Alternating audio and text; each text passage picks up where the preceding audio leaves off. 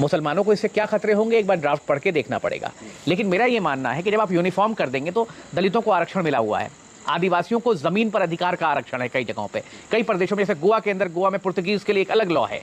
इन चीजों पे एक बड़ा सवाल उठेगा। और तो अगर आप यूनिफॉर्म सिविल कोड बनाएंगे, यानी सबके लिए सामान्य कानून हो जाए, तो फिर SC ST एक्ट का मुकदमा नहीं लिखा सकेगा। कोशिश हिंदू राष्ट्र बनाने की हो या ना हो, आरक्षण खत्म करने की ये पहली सीढ़ी है UCC। एक कहावत होती है गाँव में, कही जाती है, कौवा कान लिए भागा गया और आप कौवे के पीछे दौड़ गए। तो बीजेपी यही चाहती है कि आप कौवे के पीछे दौड़ जाएं। उधर इतना आसान थोड़ी है संविधान में परिवर्तन कर देना देश के लिए, कि आज गवर्नर हैं, नहीं इस तरह के बयान देंगे तो कल हटा दिए जाएंगे, फिर दिल्ली में अकेले घूम रहे होंगे, कोई पूछेगा नहीं। इतने सालों से तो कहाँ थे, कूड़ेदान में पड़े हुए थे, आज निकले क्यों हैं? क्योंकि इस तरह की बातें कर रहे हैं। तो अगर उनको नहीं करेंगे इस तरह की बातें, उनकी मजबूरी है, आप उनकी मजबूरी को समझिए, तो फिर उनको कूड़ेदान में उठा के फेंक दिया जाएगा। देखिए, यूनिफॉर्म सिविल कोड का जहाँ तक सवाल है, सबसे बड़ा इसमें जो पेच है वो ये है कि 2014 में जब भाजपा की सरकार आई तो उन्होंने अपने मैनिफेस्टो में ये कहा था कि हम यूनिफॉर्म सिविल कोड लाएंगे। लेकिन 2016 से 2018 के बीच में जब भाजपा की खुद की सरकार ने लॉ कमीशन से ये पूछा कि क्या यूनिफॉर्म सिविल कोड लाना चाहिए, तो जो जस्टिस चौहान की कमेटी थी उसने ये कहा कि इस सिविल कोड की फ़िलहाल कोई ज़रूरत नहीं है और ये एक बेमानी एक्सरसाइज है। तो लॉ कमीशन एक बहुत बड़ी संस्था है, वो अगर ये कह रही है कि भाई इसकी ज़रूरत नहीं है, और उसने एक राय दी कि भाई कुछ रिलीजियस रिफॉर्म्स लाने की ज़रूरत है, उस पर आप काम कर सकते हैं, लेकिन यूनिफॉर्म सिविल कोड की फ़िलहाल ज़रूरत नहीं है मुल्क को। तो अब सवाल ये होता है कि भाई 2019 आ गया, फिर अब 24 आने वाला है, 9 साल बीत गए हैं सरकार को, आखिरी साल चल रहा है और 10 साल का कार्यकाल नरेंद्र मोदी का पूरा हो रहा है। और सवाल ये है कि भाई 10 साल में आपने क्या किया, इसका हिसाब जनता आप लेने जा रही है 2024 के अंदर।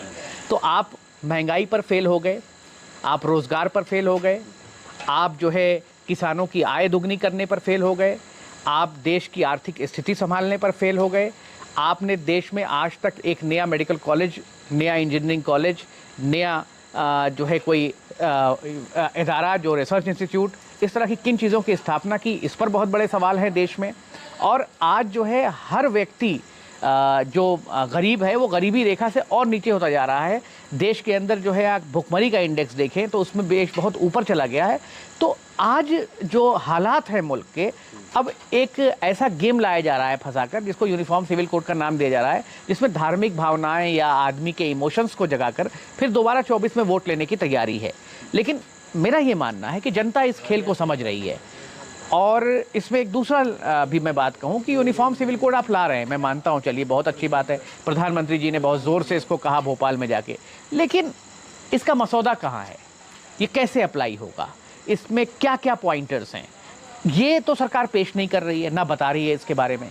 तो इसका मतलब बातें हवा हवाई हैं, सिर्फ इलेक्शन में पोलराइजेशन का मकसद है। और क्योंकि सरकार फेल हो गई है, 9 सालों में कुछ ऐसा नहीं कर पाई जिसका बहुत बड़ा इफेक्ट होता, तो अब जो है सरकार इस तरह की बातें कर रही है।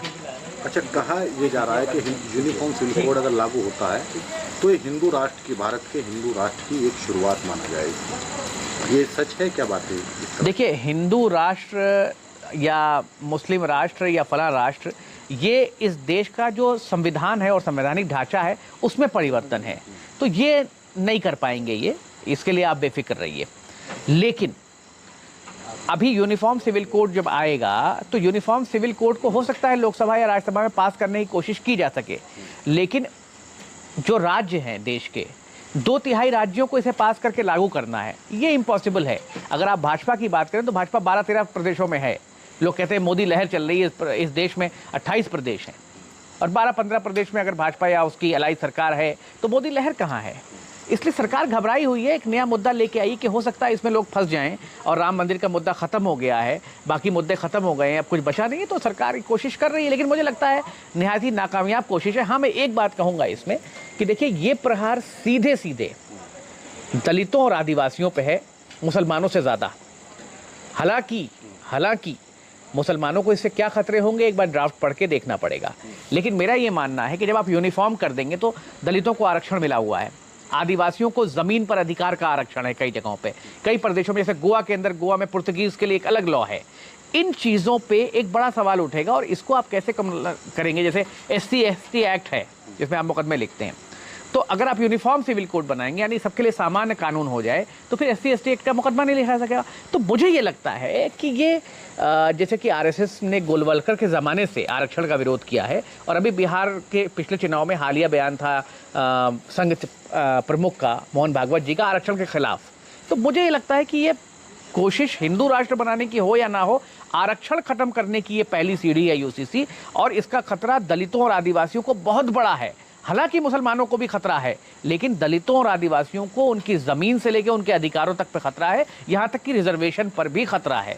तो मेरा ये मानना है कि RSS का जो एजेंडा है रिजर्वेशन को ख़त्म करने का, जैसे कि अभी आप बहुत सारी सरकारी संस्थाओं को आप जो है पब्लिक सेक्टर में डाल रहे हैं जिससे वहाँ रिजर्वेशन ख़त्म हो जाए, तो मुझे ऐसा लगता है कि रिजर्वेशन ख़त्म करने की एक कोशिश, एक पहल है। आपने मुसलमानों से शांति बनाए रखने की अपील की थी इस मामले में, क्या सोच के की थी, क्या मामला है? देखिए, जब तक आप ये ना जान जाएं कि आखिर ये करना क्या चाह रहे हैं, आप क्या कहेंगे। एक कहावत होती है गांव में, कही जाती है, कौवा कान लिए भागा गया और आप कौवे के पीछे दौड़ गए। तो बीजेपी यही चाहती है कि आप कौवे के पीछे दौड़ जाएं, उधर से वो आपको उकसाएं और इधर से हम दौड़ जाएं।